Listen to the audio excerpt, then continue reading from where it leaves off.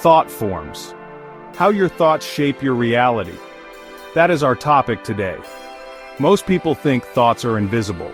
They believe that if they don't act on them, they don't matter. But the truth is, your brain doesn't separate what you do from what you imagine.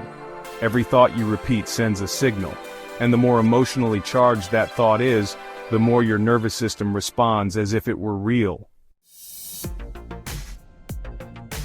This is the foundation of thought forms, not in the mystical sense but in the neurological one. A thought form is a pattern of internal experience that your brain starts to treat as fact simply because it's been rehearsed.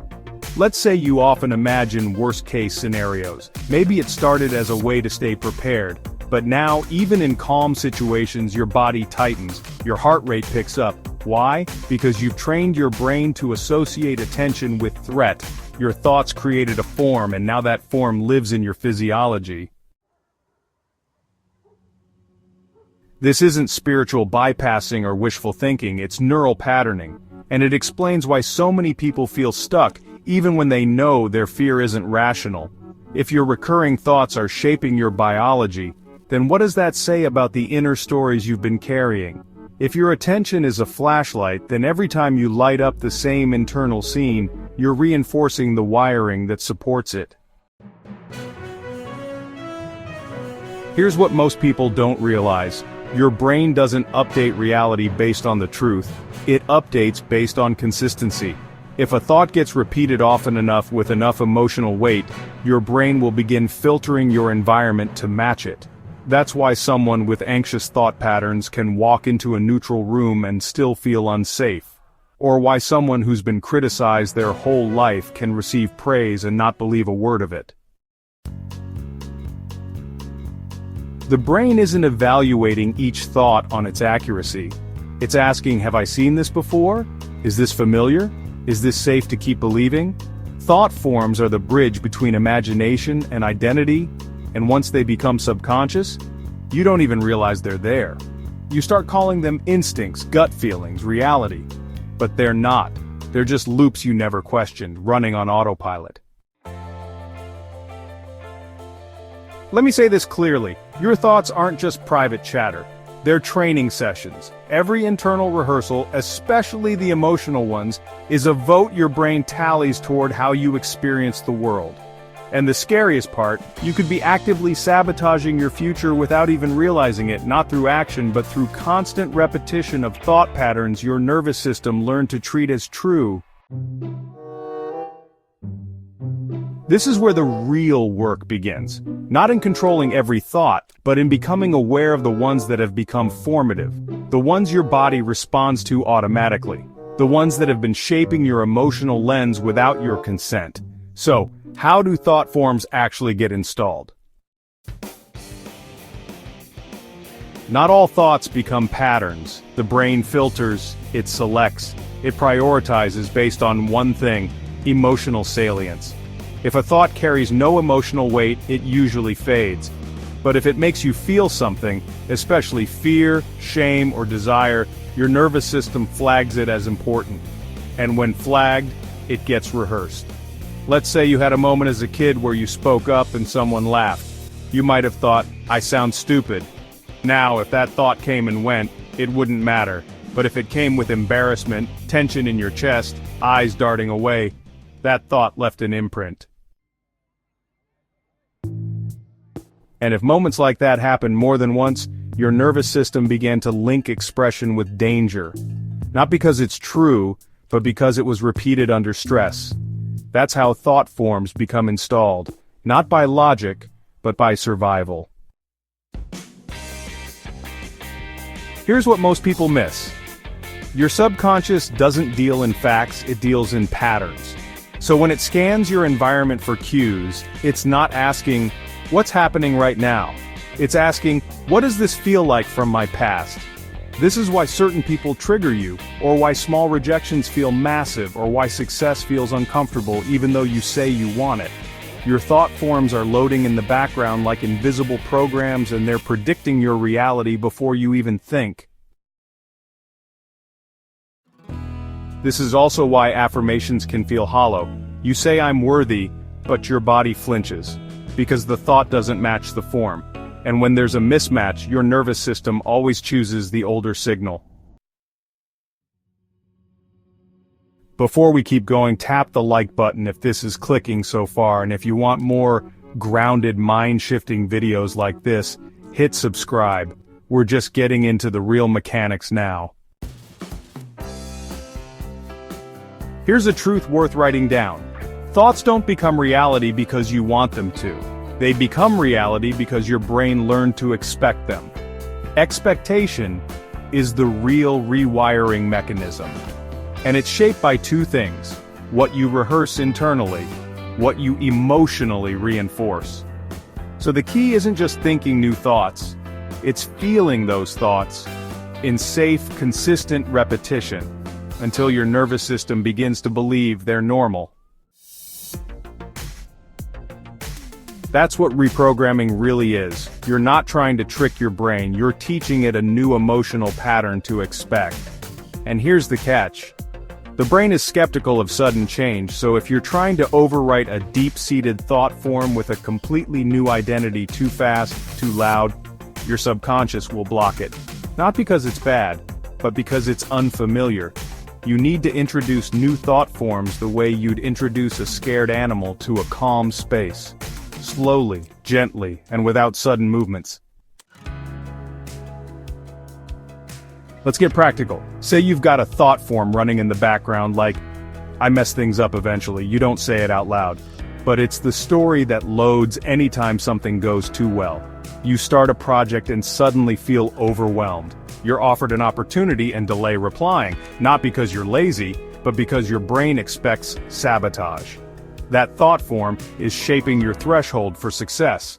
So how do you change it? First, you don't fight the old thought form directly. Trying to argue with it just reinforces its importance. Instead, you build evidence that subtly contradicts it. Not grand wins, but micro experiences. Moments your nervous system can actually digest. Like showing up on time 3 days in a row, finishing a task and letting yourself feel it, making a small decision without asking for reassurance. Each time you're planting a new thought form. I follow through. I stabilize. I can handle momentum. But the key is not saying it, it's feeling it. Thought forms rewire through emotional anchoring. Here's what that looks like. You complete the task, you pause, you breathe, you let your body feel the safety of success. No rush to move on, no undercutting with jokes, just presence, just reinforcement. That moment where you feel success without flinching is more powerful than 100 positive quotes. Now let's talk structure. The brain doesn't change from one spark, it changes from repetition with variation. So the new thought form needs different entries into your system. For example, visual cues, a workspace that reminds you of calm, not chaos. Auditory cues, music that grounds you when you're moving too fast. Relational cues, people who reflect back the identity you're building. Your nervous system learns from surroundings, not just statements. That's why change must be designed into your environment, not just into your head. And this matters because most people try to think better thoughts in a space built for the old ones. They sit in the same chair, stare at the same to-do list, scroll the same apps, and expect a new mental pattern to magically stick. It won't. Your brain is loyal to the setting that trained it. Change the setting and you change the baseline thought forms that fire in silence. So how do you lock in a new thought form, one that isn't just a fleeting idea but becomes your brain's default? The answer isn't motivation, it's anchoring. You anchor new thought forms by creating reliable patterns of safety around them. Not just thoughts, but behaviors, environments, routines, the things that cue the brain to trust something new. Let's say you're shifting from I mess things up to I can build and stabilize. That new thought form won't stick just because you say it every morning. It will stick because you start your day with one task you always complete. You track your own follow-through not for judgment, but for data. You avoid environments that spike old chaos loops.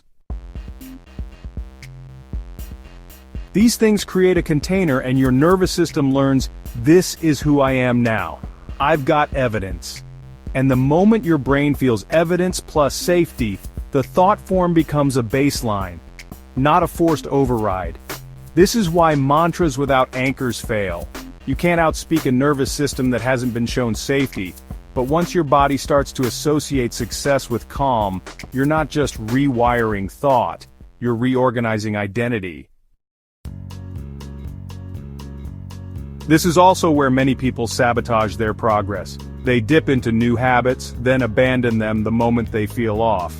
But rewiring is non-linear. Thought forms resist replacement until your environment, routines, and emotional state align consistently over time. It's not just what you think, it's what you normalize.